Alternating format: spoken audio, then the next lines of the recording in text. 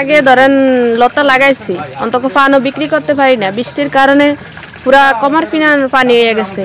ইসনের চেষ্টা করছি, গাতি লইছি, টাকা দিতে পারি না।